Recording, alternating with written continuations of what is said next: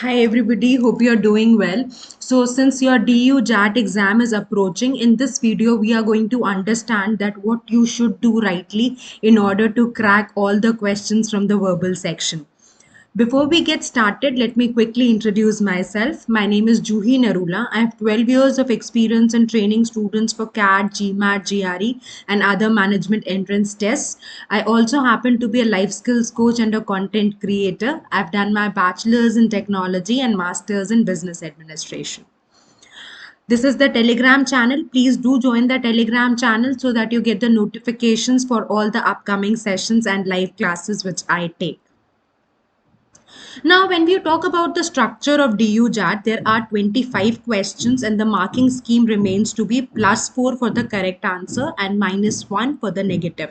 So yes, whenever we have papers where negative marking is involved, we have to be very, very cautious in our endeavors to attempt the questions. So let's see that how the paper pattern is expected to be.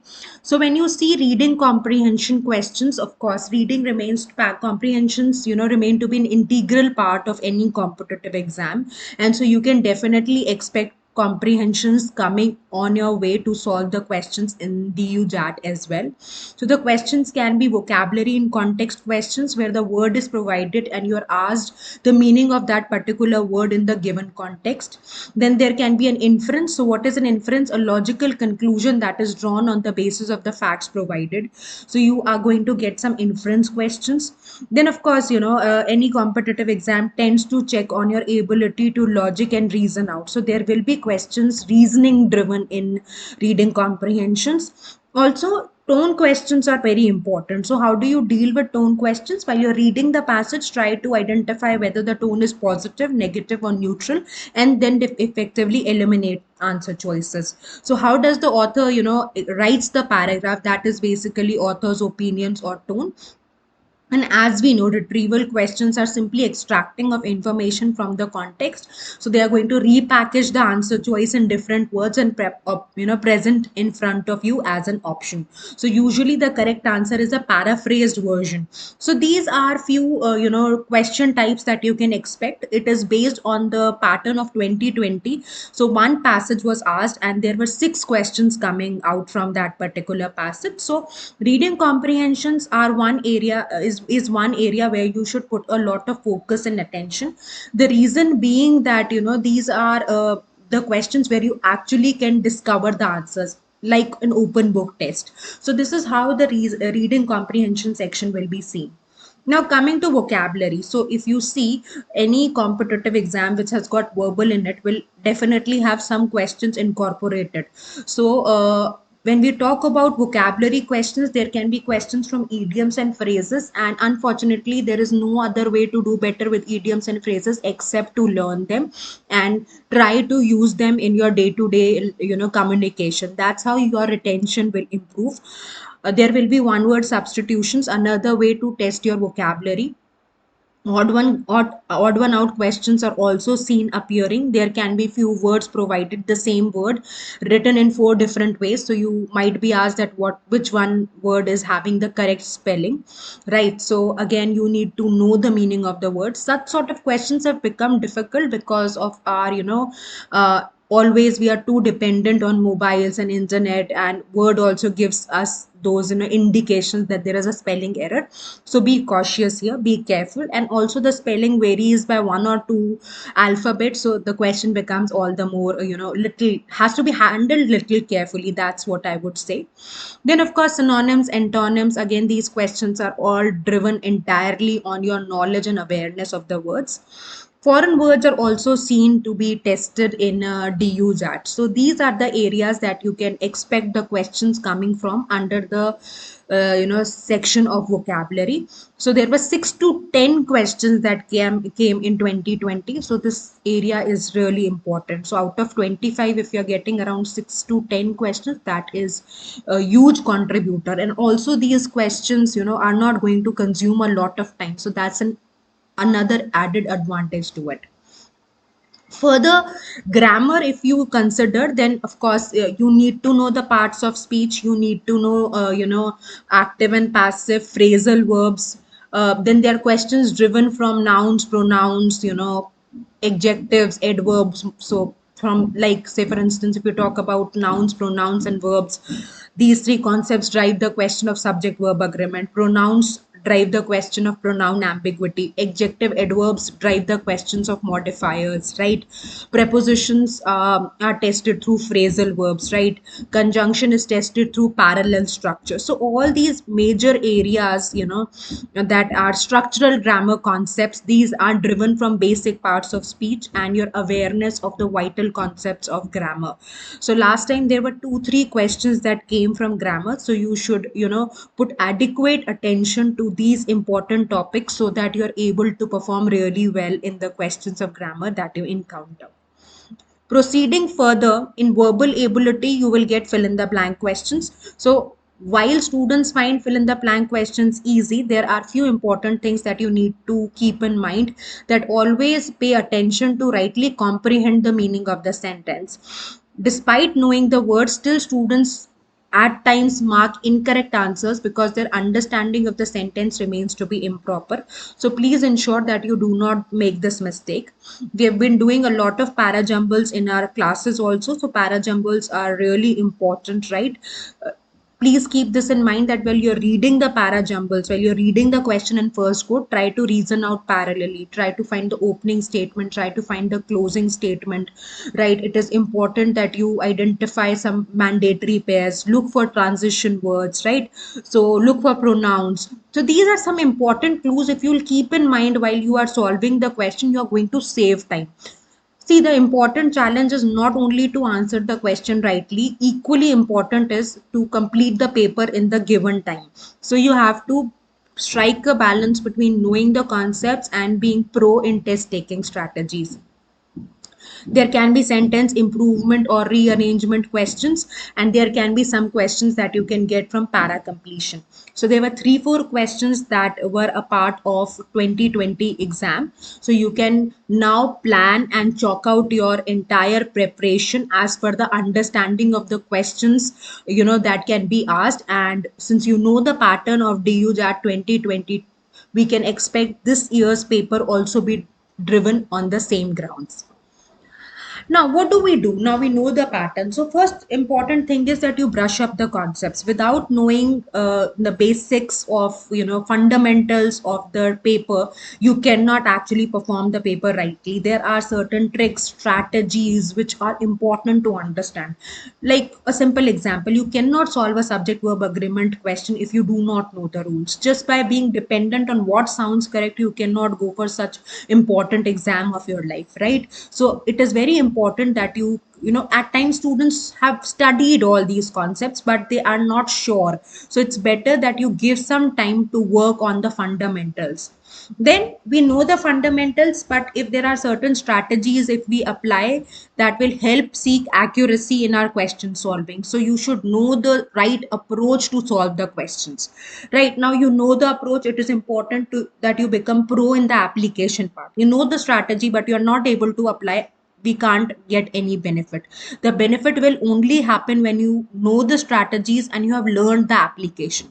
So once you know the fundamentals, then learn the driving strategies, work on the application part. Then it is important that you put adequate attention on accuracy. So this has to be kept in the right order. You can't get accuracy if you do not know the fundamentals, right? You can't work on time if you're not getting accuracy. Usually students change the order in which they go for the preparation, which creates trouble. So first work on fundamentals, then learn the strategies, further go for the application. Once you are comfortable in applying the strategies, then see that you should start getting accuracy and then work on time. So this should be the right approach to prepare throughout for DUJAT. Proceeding further, do appear for the mocks. Nothing can give you better clarity of your present situation as mocks would be able to do, right? So it is not only important that you appear for the mock, it is all the more important that you do in-depth analysis, identify what are the regular mistakes that you are making, which question unexpectedly took a lot of time, which was that particular question that you could not even attempt, right? Where are you lacking? What is your strength? Where can you play? What are the questions that would be really helping you perform better in the section? So all this analysis is very important. If you are missing on analysis, then despite putting a lot of effort, you will not see quick improvements. Now since exam is near, for us it is important that our score should improve quickly, right? We do not have a sufficient time with us, so I would definitely advise that follow your test giving by rigorous analysis. That will give you a clear picture. Say for instance, you have identified that you're struggling with para jumble questions. So now what you will do is you're going to see what are the strategies of para jumbles, and you'll practice some questions so that you understand how to go about them when you are appearing for the mock test next time, right? So it is doing analysis followed by rigorous practice of the weak areas, and then seeing the improvement in the next test. Keep on doing it till the exam date, and I'm sure you are going to be really able to perform well in the exam. So how can we work on improvements? Only when we know where are we lacking. And again, the clarity can be only obtained by giving the mocks. So work on improvements, and in case the improvement is not happening, then you can take help of a professional, and that's where you are going to see the improvements. At times, since we are under a lot of pressure, we are not able to see from a neutral end that why the score is not improving, right? It is not improving because the effort is not in the right direction. There can be two reasons: either you are not putting an effort, or either you're putting an effort but that is not in the right direction. So I always say that whenever we are just less than a month away from our exam, we can't risk our preparation where we are doing hit and trials. We need to have a solid firm strategy that helps us get better and see the improvement. So that is very important. Progress your no track your progress. Maybe if it is by two questions getting right every time, you will see that a lot of progress has happened from where you started, right? And all the more it is important that we stay motivated. When our spirits are down, no matter how hard we are trying, we will not see success. So be very very optimistic, be very very motivated, don't lose heart, and keep on investing, right? That is going to really benefit you. What not to do? Don't worry. Worrying kills time, kills your efforts, kills your energy, kills your hope. So that is something I would strictly recommend, that the time that you're wasting in worrying unnecessarily, it is better you solve five questions in that time. Or even if you want to worry, you can fix 10 minutes in a day, that this is the time where I'm going to worry, right? Unnecessarily creating pressure on your heads will not give you any output. If it would have given, maybe I will also help you in worrying, right? So choose your battles wisely. Don't waste time. At times students would waste time in looking for the material, referring to one book, then switch to another. You were preparing quant, then all of a sudden you change your mind and now you want to prepare for verbal. Don't do that, right? Aimless browsing is also not appreciated. And don't do directionless preparation. So you're doing something that your own understanding says, and that's not yielding output. Directionless preparation means that despite putting effort, output will not come, and that's what we can't afford at this point of time, right? Keep appearing for the tests, and like I said, rigorous analysis, and then plan your schedule accordingly, right? If you are seeing that you are struggling in reading comprehension, maybe in your planning you can incorporate giving more time for reading, right? And that's how you can channelize your energy in the right direction. Further, work on fundamentals. Like I said, it is very crucial. Know the key strategies. Application is important. Aggressive error tracking. Keep on identifying what are the mistakes that you're making and keep on improving on those mistakes. Manage stress and time, right? It is very very important because in exam you're going to encounter both. There will be time shortage and there would be a huge stress. So the more you are going to appear for the test, the better your situation will be in the exam. Get conditions right. So students at times do not take the consideration of the exam surroundings environments, right? So that creates hurdle. So please ensure that you are conditioned as per your surroundings so that you're able to perform well. at least 15 minutes in a day to revise grammar concepts, and at least 10 minutes for vocabulary investment is something you should definitely do, right? And instead of cramming, try innovative ways, work on root words, or create mnemonics so that you're able to retain the words for a longer time. Now, as far as the grammar is concerned, only since you're again having very limited time, please align your preparation in terms of the exams. There is no point learning 100 definitions which will not be fruitful. Rather, learn only those rules and definitions which will be important to crack the questions. Right? Your idea is to crack the question and not becoming grammar experts. So our fundamental should be clear when we are looking for a material to study grammar from. 25 questions should be solved every day. It can be a mixed bag set, like the way it will be asked in the exam. I've already given you the structure as to what sort of paper can be expected. Maybe you can play a little one day if you have included more questions of para jumbles. Next day you can have few questions of para jumbles and more of para completion. And please finish this in the stipulated time. If you are taking more time, then this drill is not going to be effective anyways. At the end of the day, we have to solve the given paper in the given time only, right? So this is very important. Follow the question solving with detailed analysis and track your progress, and very important that you stay consistent. These steps are very very crucial. If you're not being consistent in your preparation, you're not going to see this results coming, because ultimately the test is of it's a skill set that you need to acquire, and that would require effort on everyday basis. You can join me for the plus sessions that are happening 8 to 10 a.m. on Saturdays and Sundays. My special classes happen Monday to Friday at 9 a.m. If you have still not downloaded An Academy's app, please download it now and unlock the classes using the code JNLife10. You can also be a part of my YouTube sessions that happen on the An Academy's channel Cat for MBA at 8 p.m. So I hope these suggestions were useful.